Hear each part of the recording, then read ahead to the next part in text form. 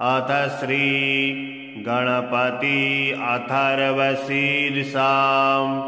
हरि ओम्। नमस्ते गणपतये त्वमेव प्रत्यक्षान् तत्त्वमसि, त्वमेव केवलं कर्तासि, त्वमेव केवलं धर्तासि, त्वमेव केवलं हर्तासि, त्वमेव सर्वं खलविदं ब्रह्मासि, त्वां साक्षादात्मासि नित्यं।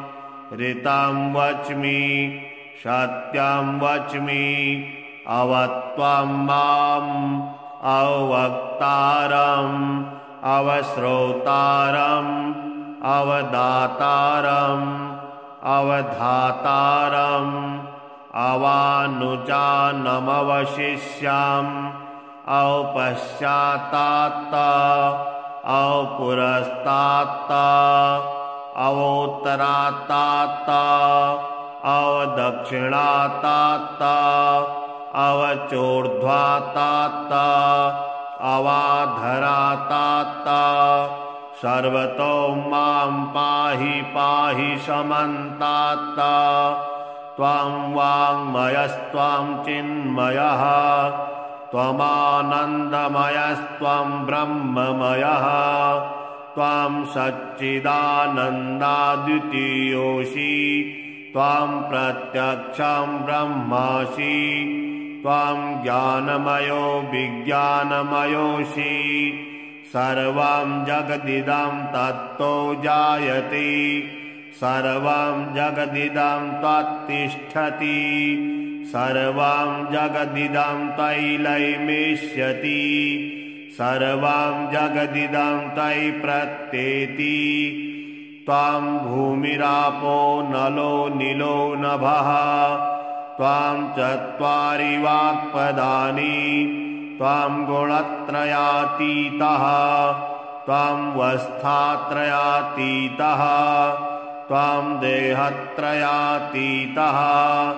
त्वं कालत्रयातीतः, त्वं मूलाधारस्थितोऽसि नित्यं, त्वं शक्तित्रयात्मकः, त्वां योगिनो ध्यायन्ति नित्यं। त्वं ब्रह्मा त्वं विष्णुस्त्वं रुद्रस्त्वं इन्द्रस्त्वं अग्निस्त्वं वायुस्त्वं सूर्यस्त्वं चन्द्रमास्त्वं ब्रह्म भूर्भुवः स्वरोम्। गणादिपूर्वमुच्चार्य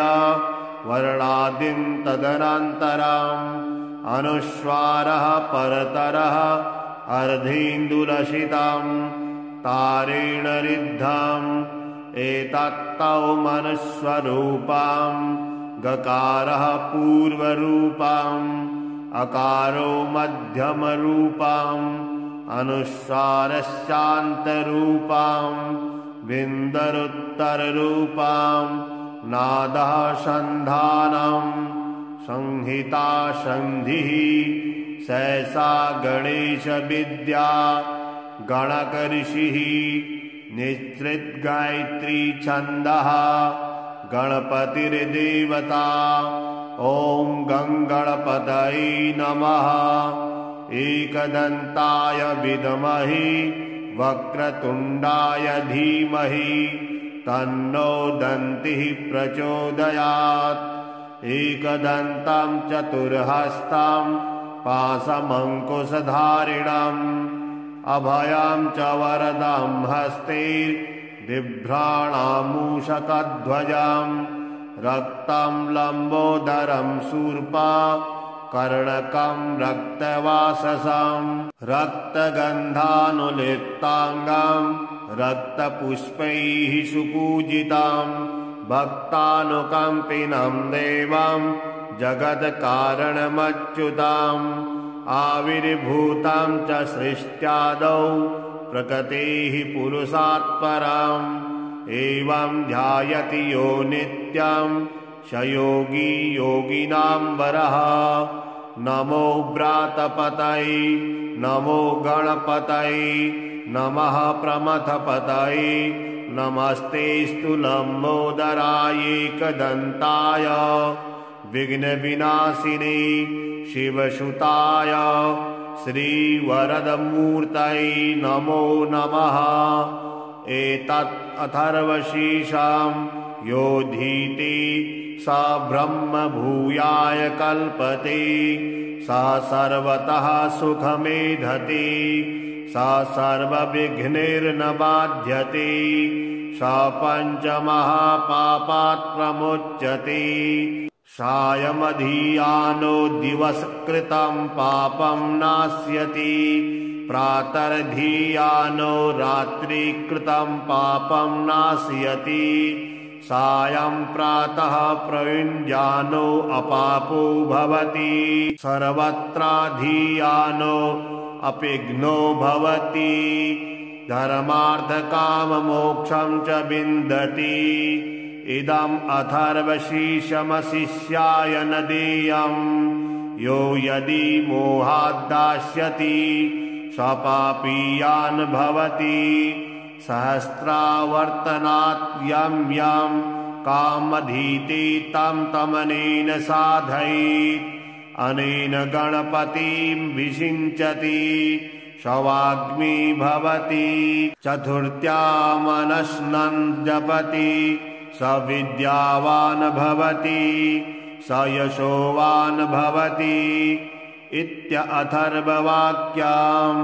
ब्रह्माद्यावरणं विद्याता न विभेति कदाचनेति यो दूर्वान् कुरेर्यजति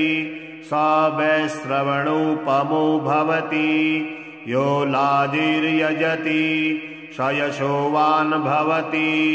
स मेधावान् भवति यो मोदकसहस्रेण यजति स वाञ्छितफलमवाप्नोति यः साजसमिद्भिर्यजति स सर्वं लभते स सर्वं लभते अष्टौ ब्राह्मणान् सम्यक् गृहीत्वा सूर्यवर्चस्वी भवति सूर्यग्रही महानद्यां प्रतिमा सन्निधौ वा जपत्वा सिद्धिमन्त्रो भवति महाविघ्नात् प्रमुच्यते महादोषात् प्रमुच्यते महापापात् प्रमुच्यते सा सर्वविद भवति सा सर्वविद भवति य एवं वेद इत्युपनिषद। ॐ शान्तिः शान्तिः शान्तिः। हरिः ॐ नमस्ते गणपतये त्वमेव प्रत्यक्षं तत्त्वमसि त्वमेव केवलं कर्तासि त्वमेव केवलं धर्तासि त्वमेव केवलं हर्तासि त्वमेव सर्वं खलविदं ब्रह्मासि त्वां साक्षादात्मासि नित्यं ऋतं वच्मि सत्यं वच्मि अवत्वं माम् अवक्तारम् अवश्रोतारम् अवदातारम् अवधातारम् अवानुजानमवशिष्याम् औपश्चात्तात् औपुरस्तात् अवोत्तरात्तात् अवदक्षिणात्तात् अवचोर्ध्वात्तात् अवाधरात्तात्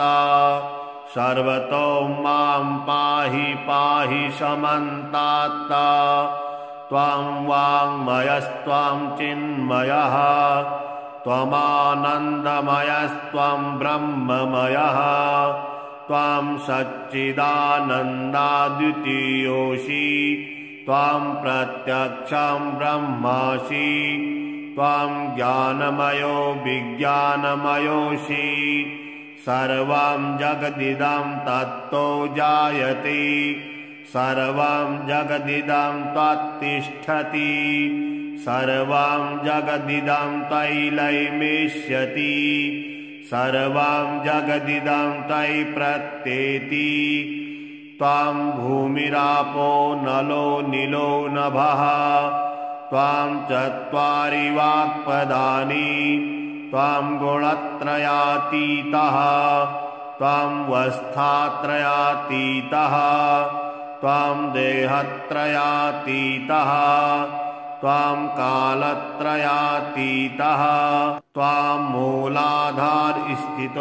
नित्यं त्वां शक्तित्रयात्मकः त्वां योगिनो ध्यायन्ति नित्यं त्वां ब्रह्मा त्वां विष्णुस्त्वां रुद्रस्त्वां इन्द्रस्त्वां अग्निस्त्वां वायुस्त्वां सूर्यस्त्वां चन्द्रमास्त्वां ब्रह्म भूर्भुवः स्वरों गर्णादिपूर्वमुच्चार्य वर्णादिं तदनन्तरम् अनुस्वारः परतरः अर्धेन्दुलसितं तारेण रिद्धम् एतत्तौ मनुस्वरूपं गकारः पूर्वरूपम् अकारो मध्यमरूपम् अनुस्वारस्यान्तरूपम् बिन्दरुत्तररूपम् नादः सन्धानम् संहिता सन्धिः सहसा गणेशविद्या गणकऋषिः निःसृतगायत्री छन्दः गणपतिर्देवता ॐ गङ्गणपतये नमः एकदन्ताय विद्महे वक्रतुण्डाय धीमहि तन्नो दन्तिः प्रचोदयात् एकदन्तं चतुर्हस्तं पाशमङ्कुशधारिणम् अभयं च वरदं हस्ते बिभ्राणामूषकध्वजम् रक्तं लम्बोदरं शूर्पा कर्णकं रक्तवाससं रक्तगन्धानुलिप्ताङ्गं रक्तपुष्पैः सुपूजितं भक्तानुकम्पिनं देवं जगत्कारणमच्युतम् आविर्भूतं च सृष्ट्यादौ प्रकृतेः पुरुषात् परम् एवं ध्यायति यो नित्यं स योगी योगिनां वरः नमो व्रातपतये नमो गणपतये नमः प्रमथपतये नमस्तेऽस्तु लम्बोदराय एकदन्ताय विघ्नविनाशिने शिवसुताय श्रीवरदमूर्तये नमो नमः एतत् अथर्वशीर्षं योधीति स ब्रह्म भूयाय कल्पते स सर्वतः सुखमेधते स सर्वविघ्नैर्न बाध्यते स पञ्चमहापापात् प्रमुच्यते सायमधियानो दिवसकृतं पापं नाश्यति प्रातर्धियानो रात्रिकृतं पापं नाशयति सायं प्रातः प्रयुञ्जानो अपापो भवति सर्वत्राधियानो अपिघ्नो भवति धर्मार्थकाममोक्षं च विन्दति इदम् अथर्वशीर्षमशिष्याय न देयम् यो यदि मोहाद्दास्यति स्वपापीयान् भवति सहस्रावर्तनात् यं यं कामधीते तं तमनेन साधयेत् अनेन गणपतिं विषिञ्चति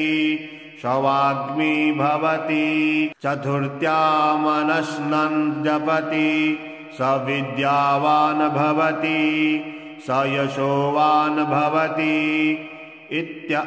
इत्यथर्ववाक्यम् ब्रह्माद्यावरणं विद्याता न विभेति कदाचनेति यो दूर्वान् कुरेर्यजति स वैश्रवणोपमो भवति यो लाजिर्यजति स यशोवान् भवति स मेधावान् भवति यो मोदकसहस्रेण यजति सवाञ्छितफलमवाप्नोति यः साजसमिद्भिर्यजति स सर्वं लभते अष्टो ब्राह्मणान् सम्यग् गृहीत्वा सूर्यवर्चस्वी भवति सूर्यग्रही महानद्यां प्रतिमा सन्निधौ वा जपत्वा सिद्धिमन्त्रो भवति महाविघ्नात् प्रमुच्यते महादोषात् प्रमुच्यते महापापात् प्रमुच्यते सा सर्वविद भवति यैवं वेद इत्युपनिषद ॐ शान्तिः शान्तिः शान्तिः। हरि ओम् नमस्ते गणपतये त्वमेव प्रत्यक्षं तत्त्वमसि त्वमेव केवलं कर्तासि त्वमेव केवलं धर्तासि त्वमेव केवलं हर्तासि त्वमेव सर्वं खलविदं ब्रह्मासि त्वं साक्षादात्मासि नित्यं ऋतं वच्मि सत्यं वच्मि अवत्वं माम् अवक्तारम् अवश्रोतारम् अवदातारम् अवधातारम् अवानुजानमवशिष्याम् अवपश्चात्तात् अवपुरस्तात् अवोत्तरात्तात् अवदक्षिणात्तात् अवचोर्ध्वात्तात् अवाधरात्तात् सर्वतो मां पाहि पाहि समन्तात् त्वं वाङ्मयस्त्वं चिन्मयः त्वमानन्दमयस्त्वं ब्रह्ममयः त्वं सच्चिदानन्दाद्वितीयोऽसि त्वं प्रत्यक्षं ब्रह्मासि त्वं ज्ञानमयो विज्ञानमयोऽसि सर्वं जगदिदं तत्तो जायते सर्वं जगदिदं त्वत्तिष्ठति सर्वं जगदिदं तैलैमेष्यति सर्वं जगदिदं तै प्रत्येति त्वं भूमिरापो नलो नीलो नभः त्वं चत्वारि वाक्पदानि त्वं गुणत्रयातीतः त्वं वस्थात्रयातीतः त्वं देहत्रयातीतः त्वं कालत्रयातीतः त्वं मूलाधारस्थितोऽसि नित्यं त्वं शक्तित्रयात्मकः त्वां योगिनो ध्यायन्ति नित्यं त्वं ब्रह्मा त्वं विष्णुस्त्वं रुद्रस्त्वं इन्द्रस्त्वं अग्निस्त्वं वायुस्त्वं सूर्यस्त्वं चन्द्रमास्त्वं ब्रह्म भूर्भुवः स्वरों गणादिपूर्वमुच्चार्य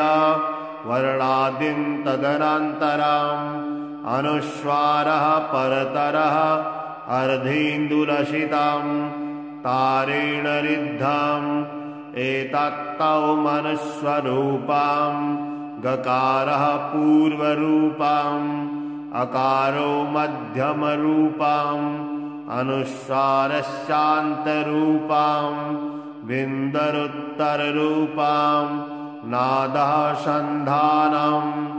संहिता संधिः सहसा गणेश विद्या गणक ऋषिः निश्चित गायत्री छन्दः गणपतिर्देवता ॐ गणपतये नमः एकदन्ताय विद्महे वक्रतुण्डाय धीमहि तन्नो दन्तिः प्रचोदयात् एकदन्तं चतुर्हस्तं पाशमङ्कुशधारिणम्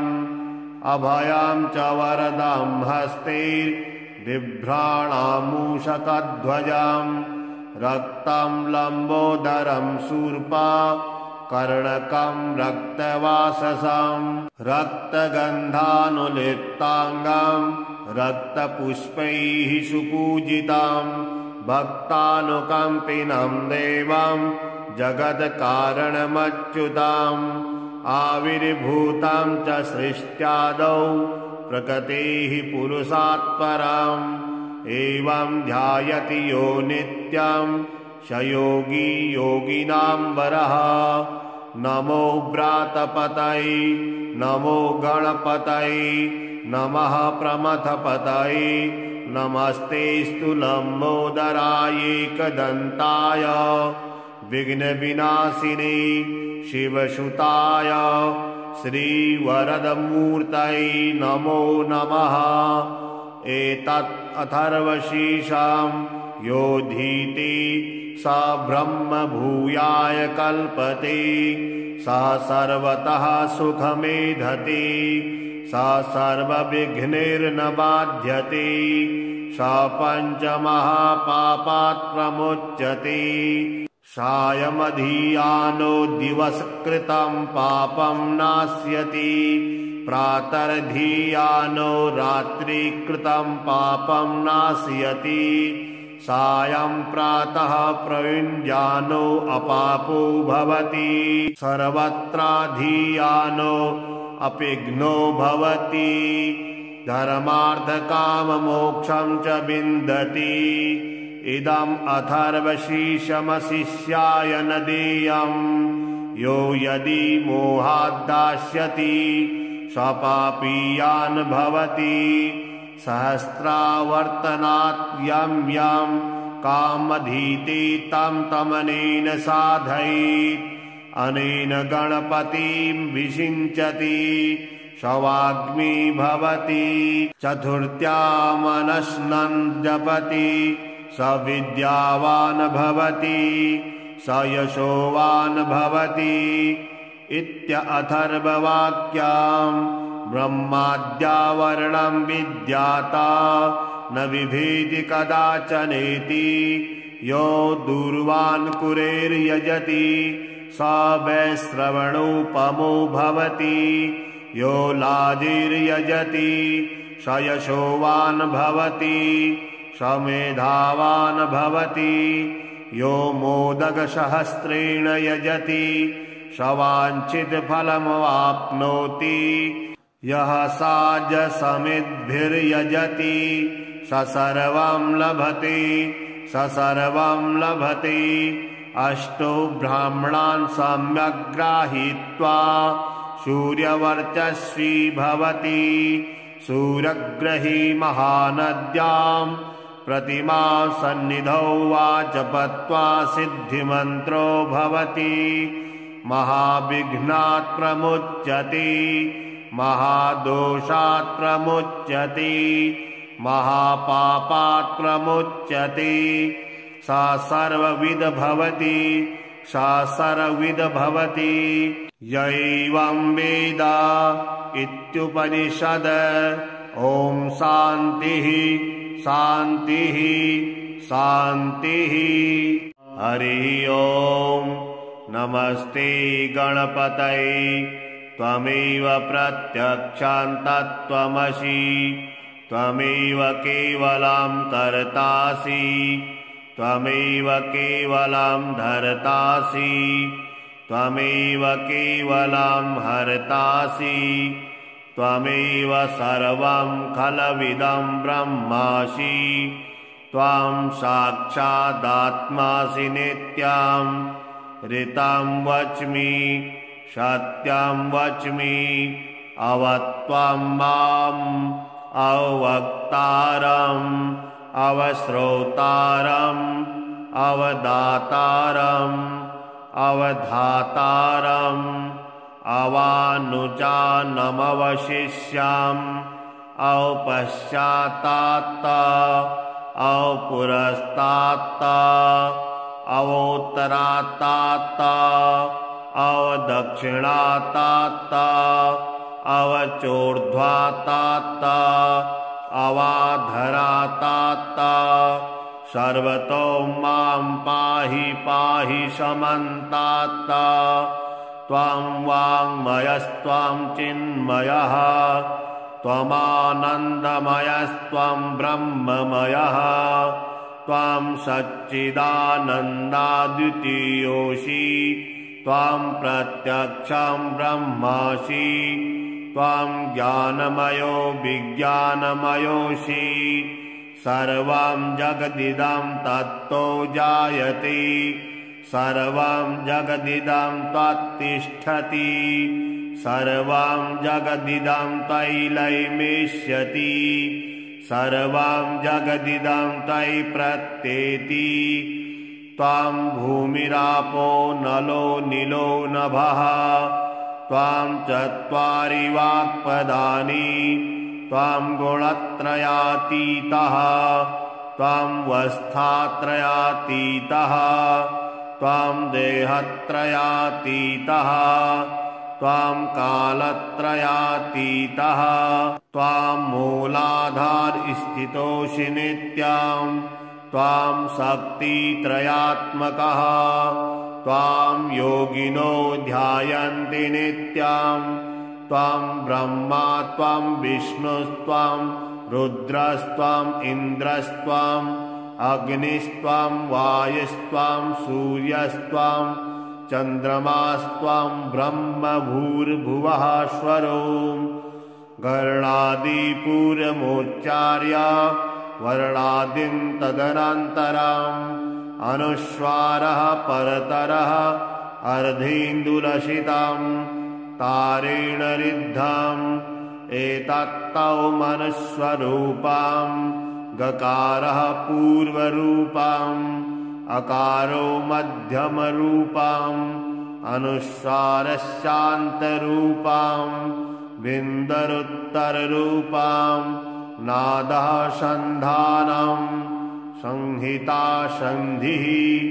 सहसा गणेश विद्या गणक ऋषिः निश्चित गायत्री छन्दः गणपतिर्देवता ॐ गङ्गणपतये नमः एकदन्ताय विद्महे वक्रतुण्डाय धीमहि तन्नो दन्तिः प्रचोदयात् एकदन्तं चतुर्हस्तं पाशमङ्कुशधारिणम् अभयं च वरदं हस्ते बिभ्राणामूषकध्वजं रक्तं लम्बोदरं शूर्पा कर्णकं रक्तवाससं रक्तगन्धानुलिप्ताङ्गं रक्तपुष्पैः सुपूजितं भक्तानुकम्पिनं देवं जगत्कारणमच्युतम् आविर्भूतं च सृष्ट्यादौ प्रकृतेः पुरुषात् परम् एवं ध्यायति यो नित्यं स योगी योगिनां वरः नमो व्रातपतये नमो गणपतये नमः प्रमथपतये नमस्तेऽस्तु लम्बोदराय एकदन्ताय विघ्नविनाशिने शिवसुताय श्रीवरदमूर्तये नमो नमः एतत् अथर्वशीर्षं योधीति स ब्रह्म भूयाय कल्पते स सर्वतः सुखमेधते स सर्वविघ्नैर्न बाध्यते स पञ्चमहापापात् प्रमुच्यते सायमधियानो दिवसकृतं पापं नाश्यति प्रातर्धियानो रात्रिकृतं पापं नाशयति सायं प्रातः प्रयुञ्जानो अपापो भवति सर्वत्राधियानो अपिघ्नो भवति धर्मार्थकाममोक्षं च विन्दति इदम् अथर्वशीर्षमशिष्याय न देयम् यो यदि मोहाद्दास्यति स्वपापीयान् भवति सहस्रावर्तनात् यं यं कामधीते तं तमनेन साधयेत् अनेन गणपतिं विषिञ्चति शवाग्मी भवति चतुर्थ्यामनश्नन् जपति स विद्यावान् भवति स यशोवान् भवति इत्यथर्ववाक्याम् ब्रह्माद्यावरणं विद्याता न विभेति कदाचनेति यो दूर्वान् कुरेर्यजति स वैश्रवणोपमो भवति यो लाजिर्यजति स यशोवान् भवति स मेधावान् भवति यो मोदकसहस्रेण यजति स वाञ्छितफलमवाप्नोति यः साजसमिद्भिर्यजति स सर्वं लभते स सर्वं लभते अष्टो ब्राह्मणान् सम्यक् गृहीत्वा सूर्यवर्चस्वी भवति सूर्यग्रही महानद्यां प्रतिमा सन्निधौ वा जपत्वा सिद्धिमन्त्रो भवति महाविघ्नात् प्रमुच्यते महादोषात् प्रमुच्यते महापापात् प्रमुच्यते सा सर्वविद भवति सा सर्वविद भवति य एवं वेद इत्युपनिषद ॐ शान्तिः शान्तिः शान्तिः हरिः ॐ नमस्ते गणपतये त्वमेव प्रत्यक्षान् तत्त्वमसि त्वमेव केवलं कर्तासि त्वमेव केवलं धर्तासि त्वमेव केवलं हर्तासि त्वमेव सर्वं खलविदं ब्रह्मासि त्वां साक्षादात्मासि नित्यं ऋतं वच्मि सत्यं वच्मि अवत्वं माम् अवक्तारम् अवश्रोतारम् अवदातारम् अवधातारम् अवानुजानमवशिष्याम् औपश्चात्तात् औपुरस्तात् अवोत्तरात्तात् अवदक्षिणात्तात् अवचोर्ध्वात्तात् अवाधरात्तात् सर्वतो मां पाहि पाहि समन्तात् त्वं वाङ्मयस्त्वं चिन्मयः त्वमानन्दमयस्त्वं ब्रह्ममयः त्वं सच्चिदानन्दाद्वितीयोऽसि त्वं प्रत्यक्षं ब्रह्मासि त्वं ज्ञानमयो विज्ञानमयोऽसि सर्वं जगदिदं तत्तो जायते सर्वं जगदिदं त्वत्तिष्ठति सर्वं जगदिदं तैलैमेष्यति सर्वं जगदिदं तै प्रत्येति त्वं भूमिरापो नलो नीलो नभः त्वं चत्वारि वाक्पदानि त्वं गुणत्रयातीतः त्वं वस्थात्रयातीतः त्वं देहत्रयातीतः त्वं कालत्रयातीतः त्वं मूलाधारस्थितोऽसि नित्यं त्वं शक्तित्रयात्मकः त्वां योगिनो ध्यायन्ति नित्यं त्वं ब्रह्मा त्वं विष्णुस्त्वं रुद्रस्त्वं इन्द्रस्त्वं अग्निस्त्वं वायुस्त्वं सूर्यस्त्वं चन्द्रमास्त्वं ब्रह्म भूर्भुवः स्वरों गणादिपूर्वमुच्चार्य वर्णादिं तदनन्तरम् अनुस्वारः परतरः अर्धेन्दुलसितं तारेण रिद्धम् एतत्तौ मनुस्वरूपम् गकारः पूर्वरूपम् अकारो मध्यमरूपम् अनुस्वारश्चान्तरूपम् बिन्दरुत्तररूपम् नादः सन्धानम् संहिता सन्धिः सहसा गणेशविद्या गणकऋषिः निःसृतगायत्री छन्दः गणपतिर्देवता ॐ गङ्गणपतये नमः एकदन्ताय विद्महे वक्रतुण्डाय धीमहि तन्नो दन्तिः प्रचोदयात् एकदन्तं चतुर्हस्तं पाशमङ्कुशधारिणम् अभयं च वरदं हस्ते बिभ्राणामूषकध्वजम् रक्तं लम्बोदरं शूर्पा कर्णकं रक्तवाससं रक्तगन्धानुलिप्ताङ्गं रक्तपुष्पैः सुपूजितं भक्तानुकम्पिनं देवं जगत्कारणमच्युतम् आविर्भूतं च सृष्ट्यादौ प्रकृतेः पुरुषात् परम् एवं ध्यायति यो नित्यं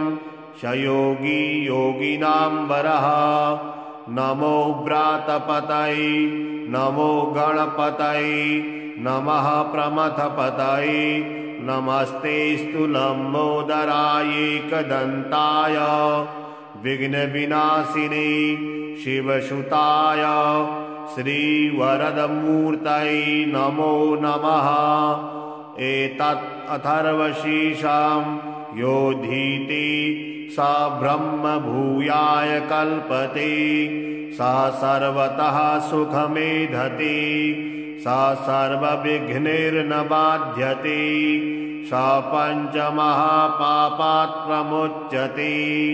सायमधियानो दिवसकृतं पापं नाश्यति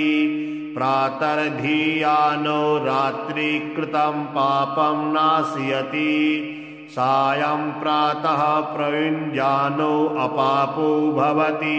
सर्वत्राधियानो अपिघ्नो भवति धर्मार्थकाममोक्षं च विन्दति इदम् अथर्वशीर्षमशिष्याय न देयम् यो यदि मोहाद्दास्यति सपापीयान् भवति सहस्रावर्तनात् यं यं कामधीते तं तमनेन साधयेत् अनेन गणपतिं विषिञ्चति शवाग्मी भवति चतुर्थ्यामनश्नन् जपति स विद्यावान् भवति स यशोवान् भवति इत्यथर्ववाक्यम् ब्रह्माद्यावरणं विद्याता न विभेति कदाचनेति यो दूर्वान् कुरेर्यजति स वैश्रवणोपमो भवति यो लाजिर्यजति स यशोवान् भवति स मेधावान् भवति यो मोदकसहस्रेण यजति स वाञ्छितफलमवाप्नोति यः साजसमिद्भिर्यजति स सर्वं लभते स सर्वं लभते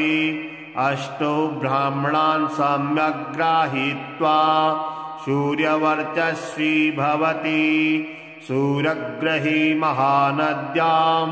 प्रतिमा सन्निधौ वा जपत्वा सिद्धिमन्त्रो भवति महाविघ्नात् प्रमुच्यते महादोषात् प्रमुच्यते महापापात् प्रमुच्यते सा सर्वविद भवति सा सर्वविद भवति यैवं वेद इत्युपनिषद ॐ शान्तिः शान्तिः शान्तिः हरि ओम् नमस्ते गणपतये त्वमेव प्रत्यक्षं तत्त्वमसि त्वमेव केवलं कर्तासि त्वमेव केवलं धर्तासि त्वमेव केवलं हर्तासि त्वमेव सर्वं खलविदं ब्रह्मासि त्वां साक्षादात्मासि नित्यं ऋतं वच्मि सत्यं वच्मि अवत्वं माम् अवक्तारम् अवश्रोतारम् अवदातारम् अवधातारम् अवानुजानमवशिष्याम् अवपश्चात्तात् अवपुरस्तात् अवोत्तरात्तात् अवदक्षिणात्तात्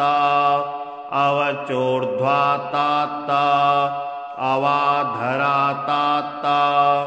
सर्वतो मां पाहि पाहि समन्तात् त्वं वाङ्मयस्त्वं चिन्मयः त्वमानन्दमयस्त्वं ब्रह्ममयः त्वं सच्चिदानन्दाद्वितीयोऽसि त्वं प्रत्यक्षं ब्रह्मासि त्वं ज्ञानमयो विज्ञानमयोऽसि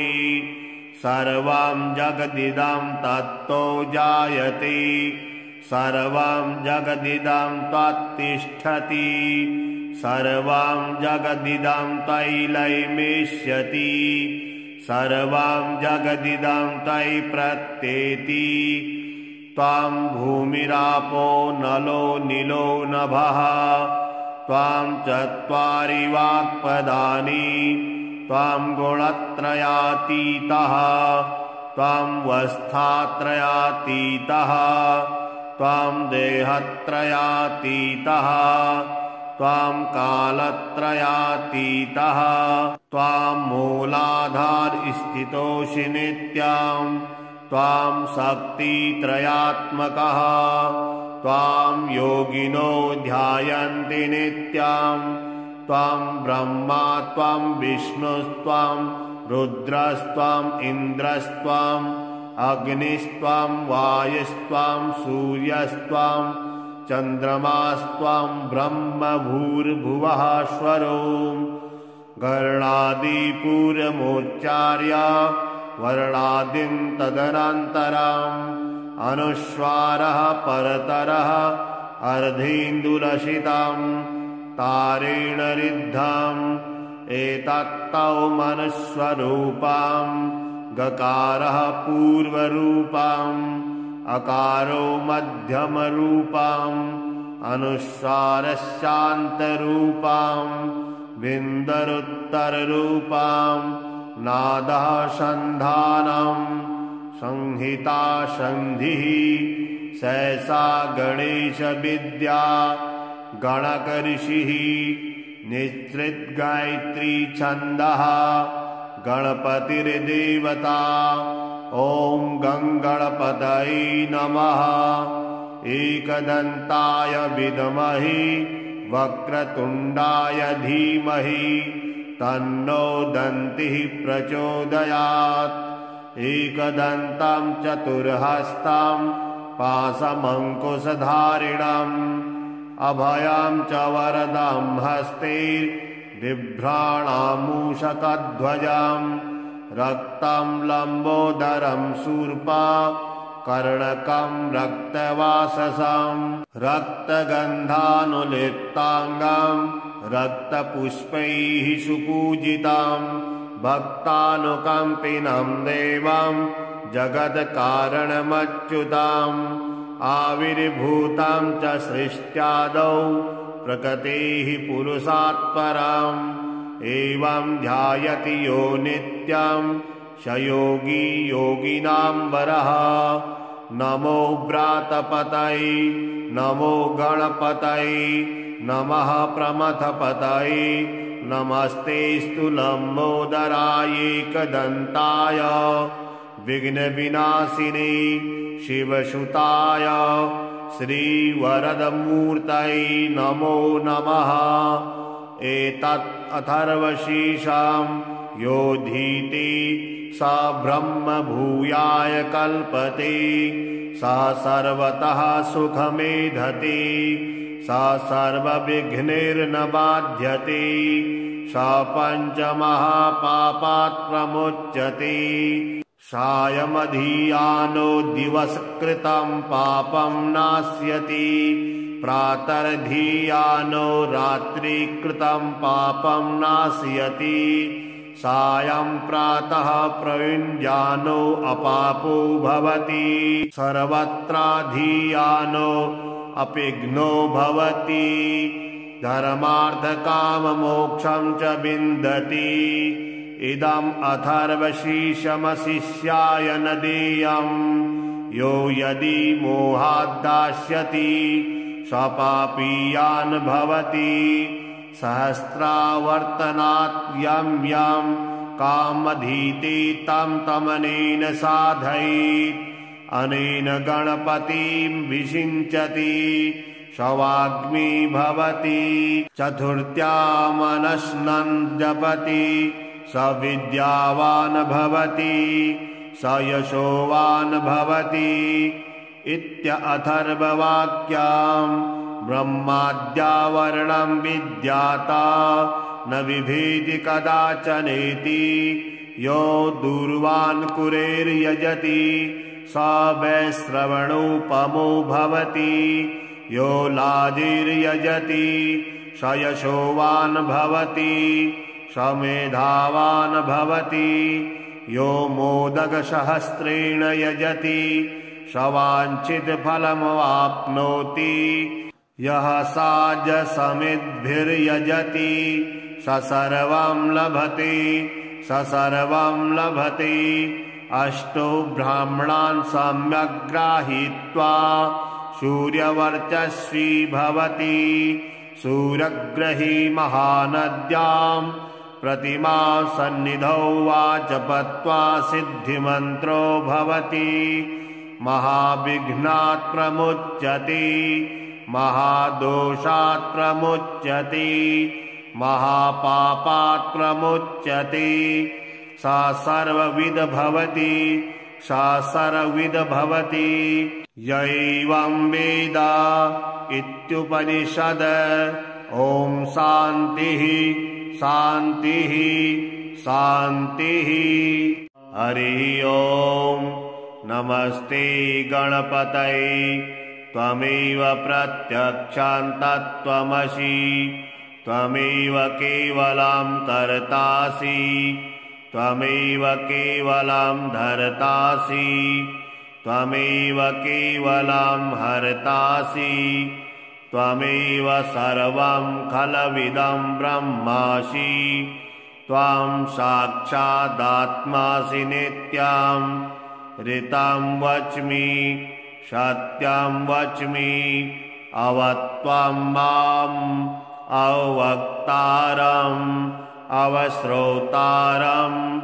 अवदातारम् अवधातारम् अवानुजानमवशिष्याम्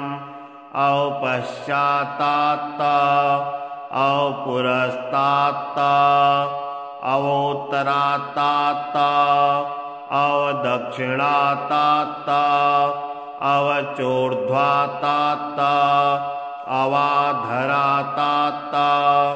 सर्वतो मां पाहि पाहि समन्तात् त्वं वाङ्मयस्त्वं चिन्मयः त्वमानन्दमयस्त्वं ब्रह्ममयः त्वं सच्चिदानन्दाद्वितीयोऽसि त्वं प्रत्यक्षं ब्रह्मासि त्वं ज्ञानमयो विज्ञानमयोऽसि सर्वं जगदिदं तत्तो जायते सर्वं जगदिदं त्वत्तिष्ठति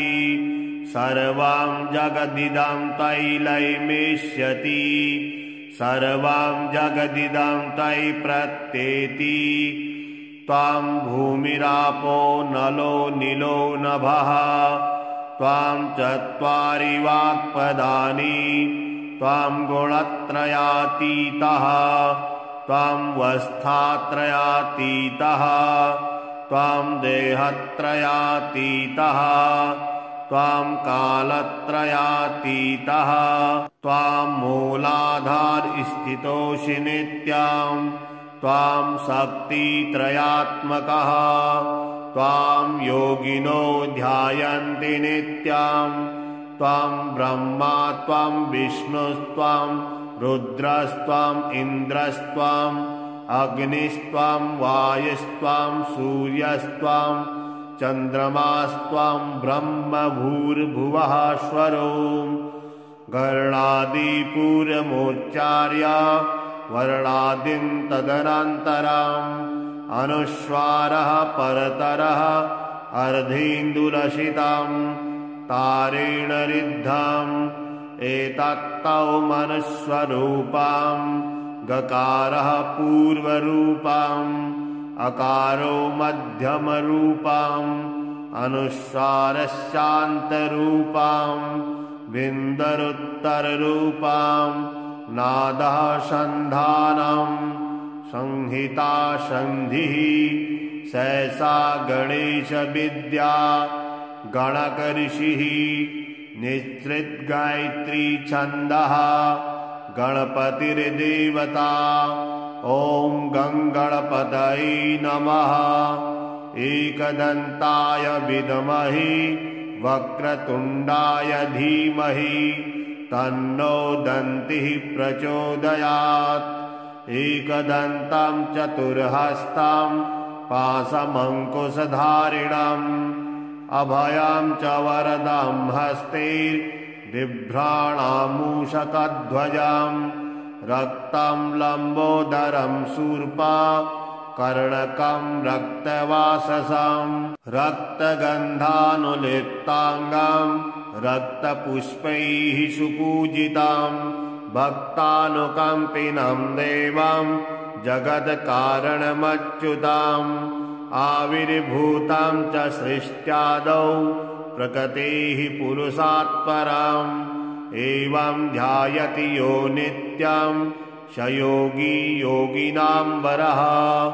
नमो व्रातपतये नमो गणपतये नमः प्रमथपतये